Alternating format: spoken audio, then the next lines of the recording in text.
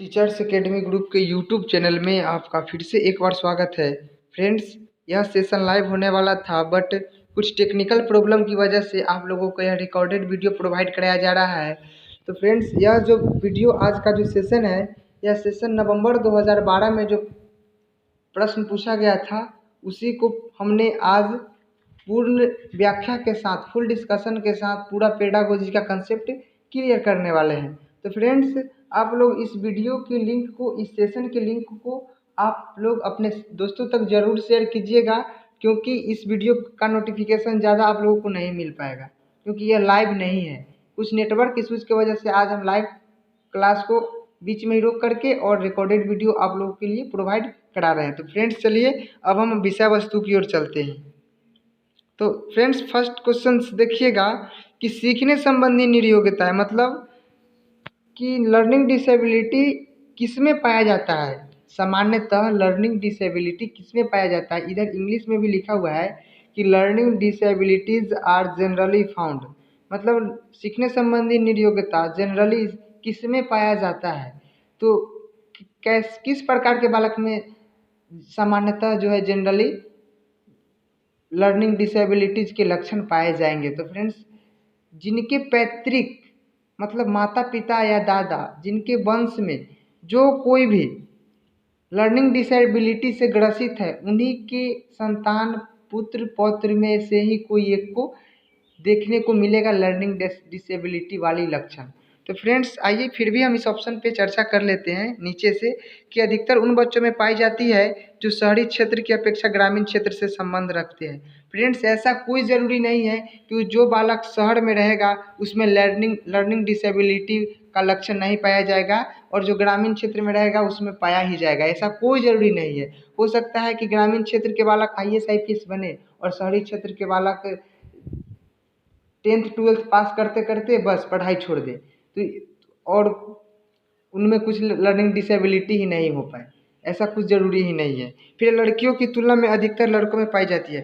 Friends, जहाँ पे भी आपको लड़का लड़की, महिला पुरुष, जहाँ पे वर्ड देखने को मिले, समझ जाइए कि ऑप्शन गलत है, क्योंकि कभी भी जेंडर रूढ़िवादिता धारणा को कभी भी बढ़ोतरी नहीं मिलता है, कभी भी उसका समाधान नहीं होता है। तो ये भी फ्रेंड्स ऑप्शन गलत है, ऑप्शन नंबर सी भी गलत है। फिर औसत से श्रेष्ठ बुद्धि वाले बच्चों में पाई जाती है, मतलब कि एवरेज टू सुपीरियर, मतलब जो एवरेज बालक होगा जो उसके बाद जो सुपीरियर होगा उसमें पाया जाएगा। ऐसा कोई भी ज़रूरी नहीं फ्रेंड्स। तो बच रहा है हमारा एक ऑप्शन नंबर 1 कि उन बच्चों में पाई जाती है विशेषतः जिनके पैतृक अभिभावक इस समस्याओं से ग्रसित होते हैं। मतलब क्वेश्चन नंबर 1 का ऑप्शन नंबर 1 सही है। फ्रेंड्स, आप लोग क्वेश्चन को स्किप करके, मतलब रोक करके, पॉज करके, स्किप नहीं पॉज करके और आंसर करने का प्रयास कीजिएगा और कमेंट में ज़रूर बताइएगा कि हमने ये 30 मार्क्स में से कितने मार्क्स गेन किए हैं। चलिए फ्रेंड्स, नेक्स्ट क्वेश्चन की ओर चलते हैं।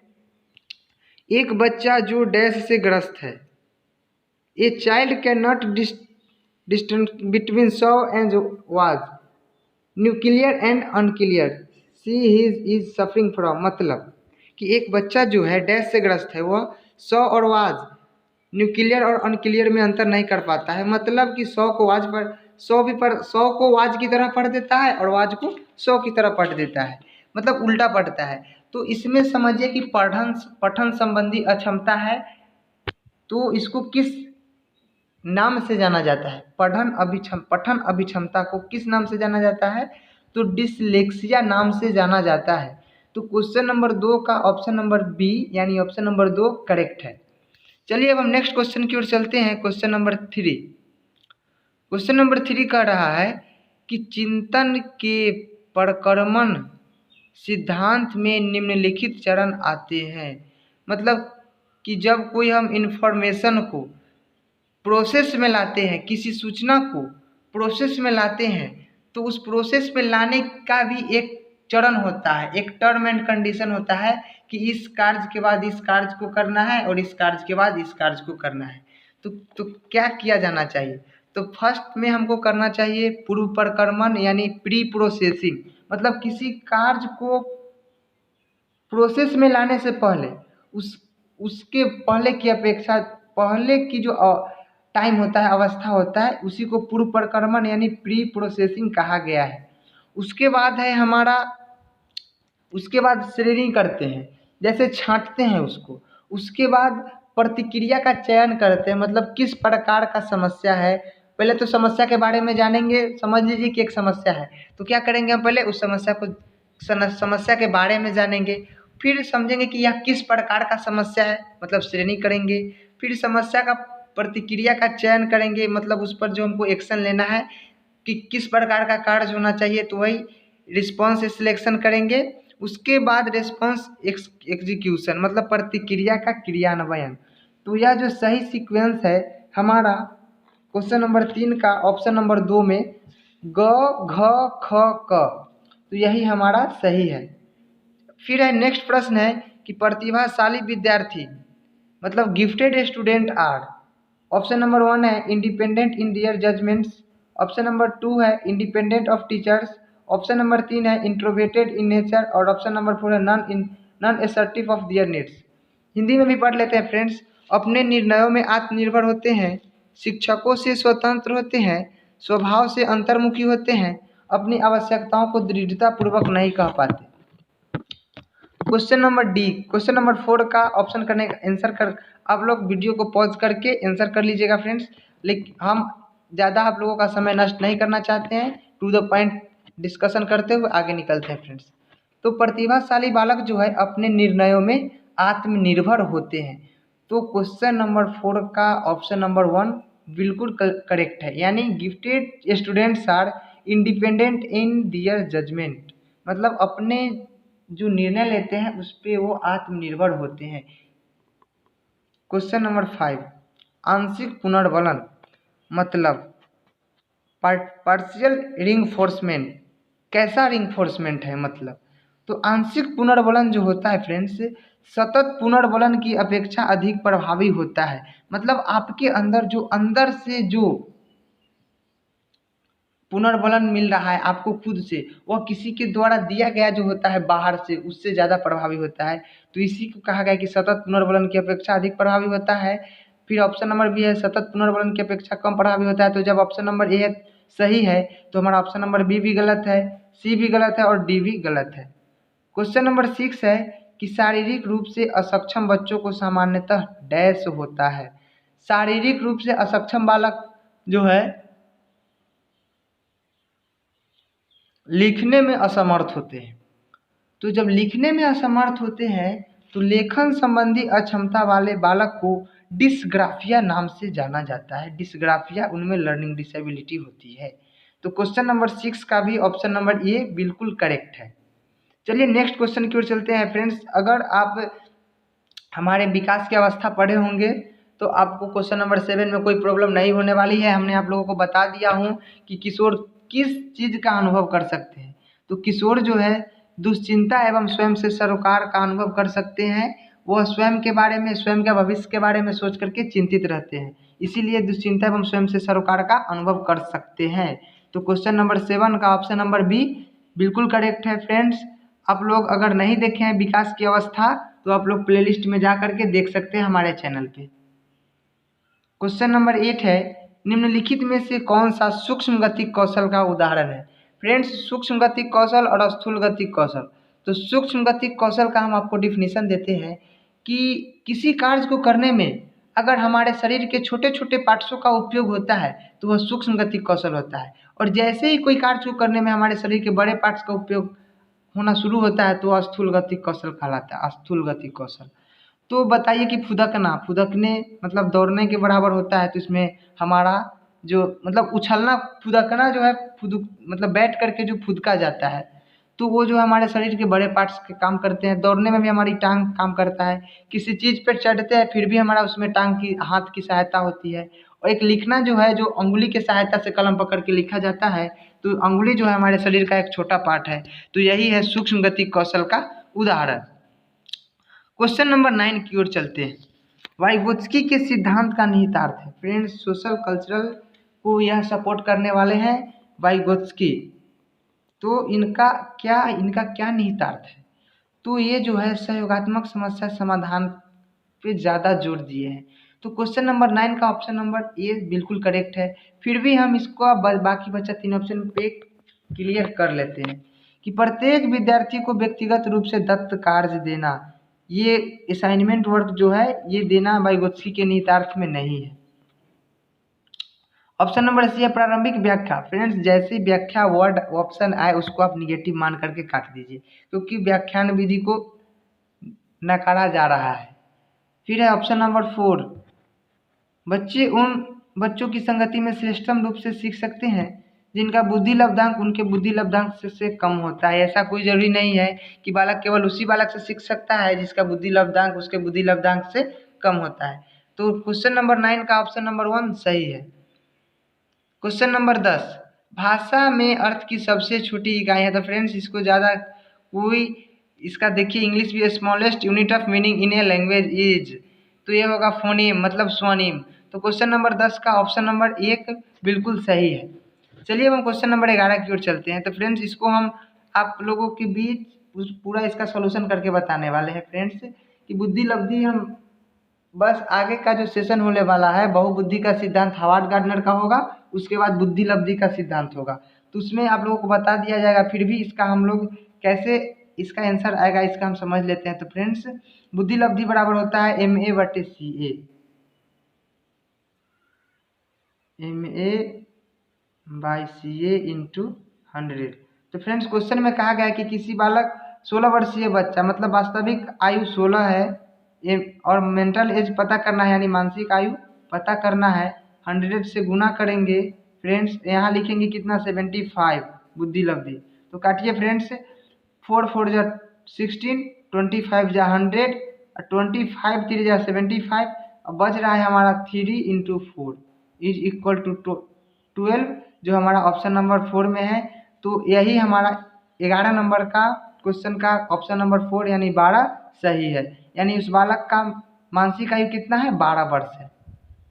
नेक्स्ट प्रश्न की ओर चलते हैं। क्वेश्चन नंबर 12, बुद्धि लब्धांक सामान्यतः डैश रूप से शैक्षणिक निष्पादन से संबंधित होते हैं। तो बुद्धि लब्धांक जो है सामान्यतः उच्च रूप से शैक्षणिक निष्पादन से संबंधित होते हैं। तो क्वेश्चन नंबर 12 का ऑप्शन नंबर बी बिल्कुल करेक्ट है। अब आइए क्वेश्चन नंबर 13 की ओर चलते हैं। निम्नलिखित में से कौन सा सीखने के लिए अधिकतम रूप से प्रभावित होता है? क्वेश्चन नंबर 13 का जवाब करने का प्रयास कीजिए कि निम्नलिखित में से कौन सा सीखने के लिए अधिकतम रूप से अभिप्रेरित करता है। मतलब ऑप्शन नंबर 1 2 3 4 ये चारों जो है इसमें से 3 जो है सीखने के लिए अभिप्रेरित कम करेगा, लेकिन सबसे ज़्यादा अभिप्रेरित करेगा लक्ष्य को प्राप्त करने में व्यक्ति को जो संतुष्टि मिलती है वही जो है व्यक्ति को सीखने के लिए अधिकतम रूप से अभिप्रेरित करती है। तो क्वेश्चन नंबर 13 का ऑप्शन नंबर डी बिल्कुल करेक्ट है और सही है। चलिए नेक्स्ट प्रश्न की ओर चलते हैं। 14, बहुबुद्धि सिद्धांत। फ्रेंड्स, हमने आप लोगों को बोला है कि बहुबुद्धि सिद्धांत जो हावर्ड गार्डनर के द्वारा दिया गया है, इसको हम नेक्स्ट सेशन में इसके बाद जस्ट जो सेशन होने वाला है उसमें बहुबुद्धि का सिद्धांत पढ़ेंगे, तो उसमें आपका पूरा कॉन्सेप्ट क्लियर होने वाला है। फिर भी आप लोग जान लीजिए इस प्रश्न में निगेटिव पूछ रहा है कि बहुबुद्धि सिद्धांत निम्नलिखित निहितार्थ देता है सिवाय, मतलब 3 ऑप्शन जो है वह बहुबुद्धि सिद्धांत के निहितार्थ में शामिल है केवल एक को छोड़कर। तो वो है हमारा संवेगात्मक बुद्धि कौमा बुद्धि लब्धि से संबंधित नहीं है। मतलब संवेगात्मक बुद्धि जो है बुद्धि लब्धि से संबंधित नहीं है। इमोशनल इंटेलिजेंस जो है IQ लेवल से रिलेटेड नहीं है, इसी के बारे में बोला गया है। तो क्वेश्चन नंबर 14 का ऑप्शन नंबर फ्रेंड्स सॉरी संवेगात्मक बुद्धि जो है बुद्धि लब्धि से संबंधित नहीं है, बिल्कुल सही है। ये क्वेश्चन नंबर 14 का ऑप्शन नंबर जो सी है ये भी निहितार्थ देता है। बच रहा है हमारा ऑप्शन नंबर डी कि बुद्धि प्रक्रमण संक्रियाओं का एक विशिष्ट समुच्चय है जिसका प्रयोग एक व्यक्ति द्वारा समस्या समाधान के लिए किया जा सकता है। तो क्वेश्चन नंबर 14 का ऑप्शन नंबर 4 सही है।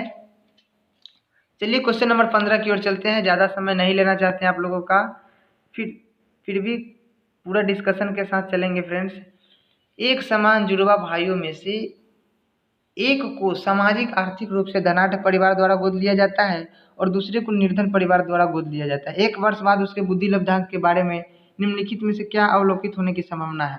फ्रेंड्स देखिए, बुद्धि लब्धि जो है सामाजिक आर्थिक रूप इसको प्रभावित नहीं करता है। एक जुड़वा बालक है तो समझिए कि उसको केवल इन्वायरमेंट दूसरा मिला है, लेकिन अनुवांशिकता दोनों का एक है, हेरिडिटी दोनों का एक है।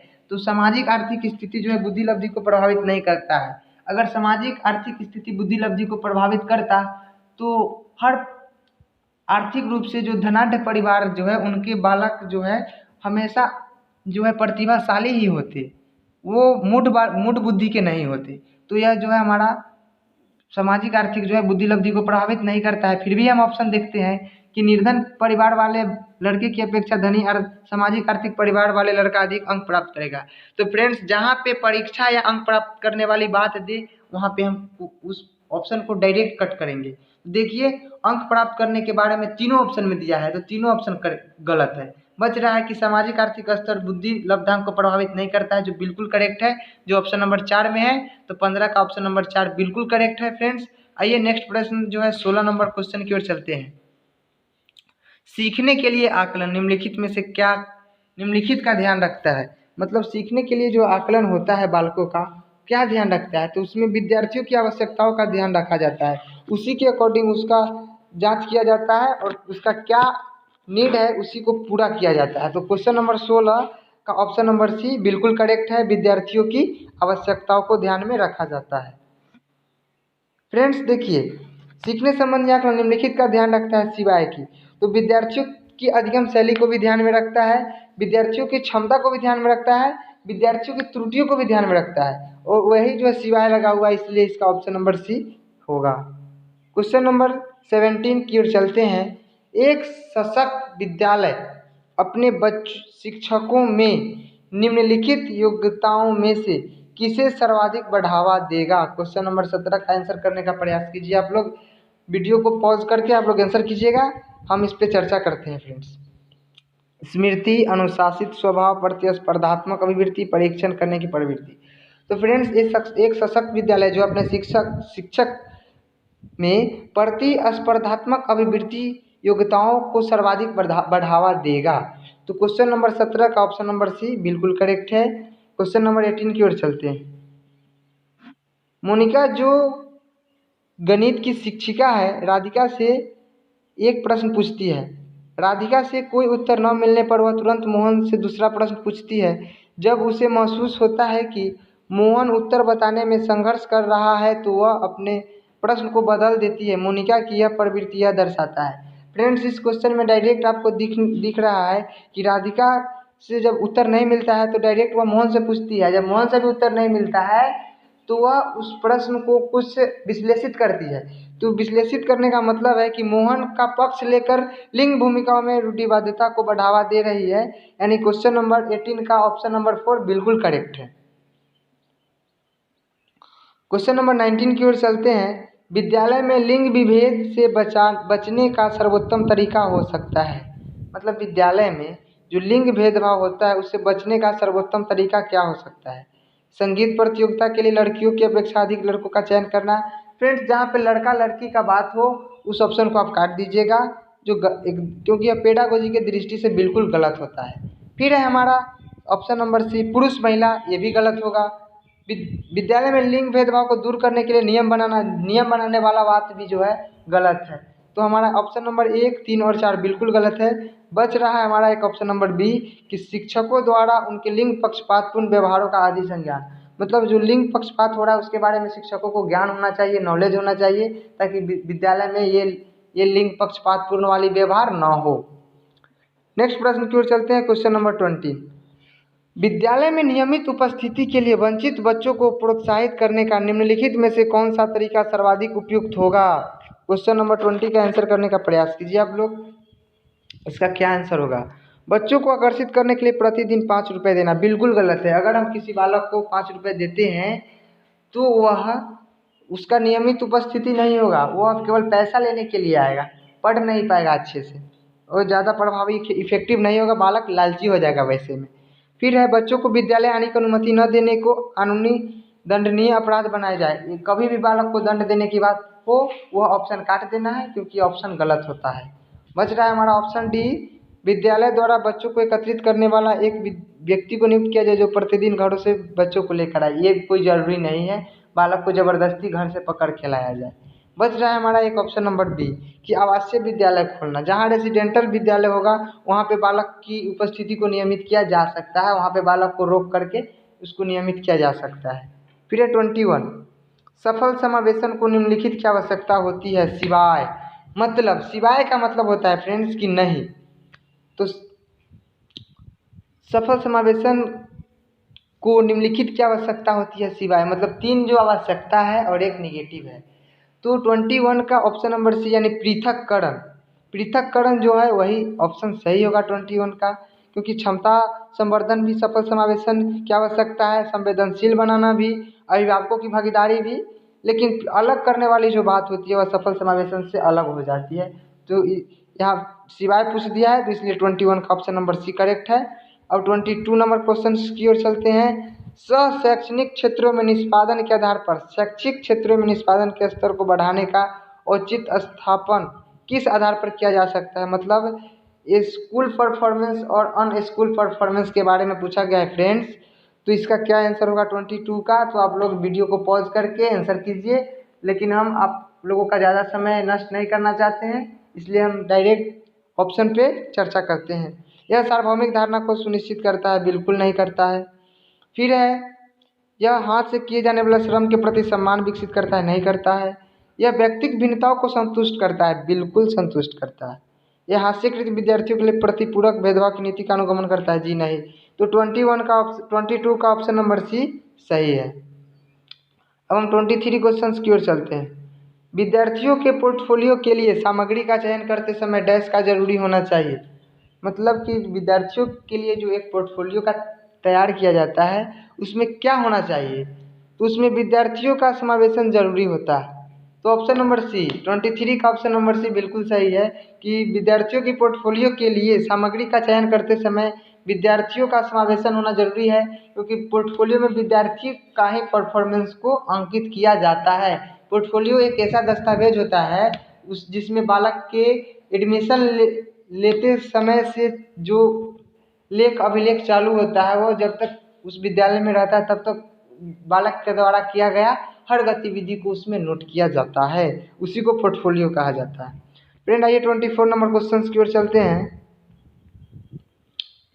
निम्नलिखित में से अंतः विषय अनुदेशन का सर्वोत्कृष्ट लाभ यह है कि, तो 24 का देखिए, तो इसका ऑप्शन नंबर सी है फ्रेंड्स कि विद्यार्थियों को सीखे गए ज्ञान का बहु संदर्भों में अनुप्रयोग करने की सामान्यीकृत करने का अवसर दिए जाए। जैसे जिस ऑप्शन में आप लोगों को विद्यार्थियों के सीखने के बारे में अवसर का मौका दिया जाए वो ऑप्शन बिल्कुल सही होता है। तो 24 का ऑप्शन नंबर सी सही है। अब 25 क्वेश्चन, शिक्षक डैश के अलावा निम्नलिखित सभी को करते हुए समस्या समाधान को विद्यार्थियों के लिए मज़ेदार बना सकता है। 25 का जवाब करने का प्रयास कीजिए आप लोग, वीडियो को पॉज करके आप लोग इसका सॉल्यूशन कीजिएगा। चलिए हम इसको विश्लेषित करते हैं क्वेश्चंस को। मुक्त खेल के लिए समय दिया जाए, बिल्कुल नहीं। सृजनात्मक चिंतन के लिए असीमित अवसर दिया जाए, जी नहीं। तो हमारा ऑप्शन नंबर सी बिल्कुल सही है। जब विद्यार्थी स्वयं से कोई कार्य करने की कोशिश कर रहा है तो उसे परिपूर्णता की अपेक्षा नहीं करनी चाहिए, कि ऐसा नहीं हो कि जो कार्य हम कर रहे हैं उसमें एकदम हमको सक्सेस ही हासिल हो, परिपूर्णता निपुण ही हो जाए। शिक्षक को कभी भी बालक से आशा नहीं करनी चाहिए। तो 25 को का ऑप्शन नंबर सी बिल्कुल करेक्ट है। बच रहा है 26 है, वे शिक्षार्थी जो समृद्ध ज्ञान और शैक्षणिक दक्षता की हार्दिक इच्छा प्रदर्शित करता है उनके पास होता है निष्पादन उपागम अभिविन्यास, मतलब परफॉर्मेंस अप्रोच ओरिएंटेशन। 27 को समझते हैं। 27 नंबर क्वेश्चन को, प्राथमिक स्तर में सकारात्मक वातावरण निर्मित करने के लिए एक शिक्षक को, प्राइमरी लेवल के लिए एक शिक्षक को कैसा वातावरण निर्मित करना चाहिए, पॉजिटिव इन्वायरमेंट कैसा क्रिएट करना चाहिए। तो इसका आप लोग वीडियो को पॉज करके इसका सॉल्यूशन कीजिए। देखिए हम ऑप्शन पे चर्चा करते हैं। प्रत्येक सुबह बच्चे का अभिवादन करना चाहिए, अभिवादन करने से सकारात्मक वातावरण निर्मित नहीं किया जा सकता है। विभेद नहीं करना चाहिए और प्रत्येक बच्चे के लिए समान लक्ष्य सुनिश्चित करना चाहिए, बिल्कुल। जैसे क्या सही है और जैसे कोई बात सही है तो सभी के लिए सही होना चाहिए, तो यही के बारे में विद्यार्थियों के अंदर सकारात्मक वातावरण क्रिएट करने के लिए विभेद नहीं करना चाहिए, किसी भी बालक के अंदर विभेद नहीं करना चाहिए और प्रत्येक बच्चे के लिए एक समान लक्ष्य को सुनिश्चित करना चाहिए। तो इसका 27 का ऑप्शन नंबर भी सही है। 28 नर्सरी कक्षा में शुरुआत करने के लिए कौन सी विषय वस्तु सबसे अच्छी है। मतलब नर्सरी कक्षा में जब आप पढ़ाना स्टार्ट करेंगे तो कौन सा थीम सबसे अच्छा होगा, तो मेरा परिवार, क्योंकि बालक मेरे परिवार के बारे में जान रहे होते हैं। उनको मेरे परिवेश, मेरे विद्यालय और मेरे परिवार के बारे में उतना नॉलेज नहीं होता है, लेकिन परिवार के बारे में उनको नॉलेज होता है और परिवार के बारे में वो लोग जानते भी हैं। उसके बाद है हमारा नेक्स्ट क्वेश्चन 29। बच्चों द्वारा की जाने वाली त्रुटियों के संबंध में निम्नलिखित में से कौन सा कथन सत्य है 29 का। तो स्वयं द्वारा त्रुटियों को सुधारा जा सकता है, इसलिए शिक्षक को उन्हें तुरंत नहीं सुधारा जा सकता। जी नहीं, शिक्षकों को द्वारा सुधारा जब तक नहीं जाएगा तब तक विद्यार्थी गलत करते रहेंगे। कुछ गलती के बाद विद्यार्थियों की गलती को सुधार कर देना चाहिए। फिर है ऑप्शन नंबर सी, एक शिक्षक को प्रत्येक त्रुटि पर ध्यान देना नहीं चाहिए, अन्यथा पाठ्यक्रम पूरा नहीं होगा। पाठ्यक्रम पूरा करने के लिए ये नहीं जरूरी है कि बालक जो गलत कार्य कर रहा है उसे गलत करने दिया जाए। तो ऑप्शन नंबर सी भी गलत है। प्रत्येक त्रुटि को सुधारने में बहुत अधिक समय लगेगा तथा एक शिक्षक के लिए थकाने वाला होगा। जी नहीं, जब शिक्षक अपने शरीर से भार हटा देंगे तो वह शिक्षा नहीं प्रभावी ढंग से हो पाएगा, इफेक्टिव नहीं हो पाएगा। बच रहा है हमारा ऑप्शन नंबर बी, यदि एक शिक्षक कक्ष में सभी बच्चों की त्रुटियों को सुधारने योग्य नहीं है तो यह संकेत करता है कि शिक्षक शिक्षा की व्यवस्था असफल है। तो 29 का ऑप्शन नंबर बी बिल्कुल करेक्ट है। लास्ट प्रश्न है फ्रेंड्स इस सेशन का, निम्नलिखित में से कौन सी विशेषता समस्या समाधान उपागम का विशेष चिन्ह है। तो 30 क्वेश्चंस का ऑप्शन नंबर ए बिल्कुल करेक्ट है। समस्या कथन में संकेत अंतर्निहित रूप से दिया होता है। तो फ्रेंड्स इस सेशन को आप लोग ज़्यादा से ज़्यादा शेयर कीजिएगा। यह सेशन लाइव होने वाला था फ्रेंड्स, लेकिन टेक्निकल इश्यूज की वजह से लाइव नहीं हो पाया। फिर भी हमने आप लोगों के लिए इस सेशन को एक रिकॉर्डेड वीडियो के माध्यम से आप लोगों तक प्रोवाइड करा दिया हूँ। 2012 का यह नवंबर में पूछा गया प्रीवियस ईयर पेपर है। तो फ्रेंड्स अंत तक देखने के लिए धन्यवाद। आप लोग इस सेशन को जरूर शेयर कीजिएगा। अगर अभी तक इस चैनल को सब्सक्राइब नहीं किया है तो इस चैनल को सब्सक्राइब कर लीजिए। और फ्रेंड्स एक बात और कि देखिए, बस 27 मिनट में ही हमने पूरे व्याख्या के साथ 30 क्वेश्चंस का कंप्लीट सॉल्यूशन किया है। फ्रेंड्स हम एक ट्रिक भी बताएंगे, एक तरीका भी बताएंगे कि आप कम समय में कैसे CDP का 30 क्वेश्चन सीटेट में कर सकते हैं। फ्रेंड्स चलिए धन्यवाद, अगेन वेलकम आपका है इस चैनल पे।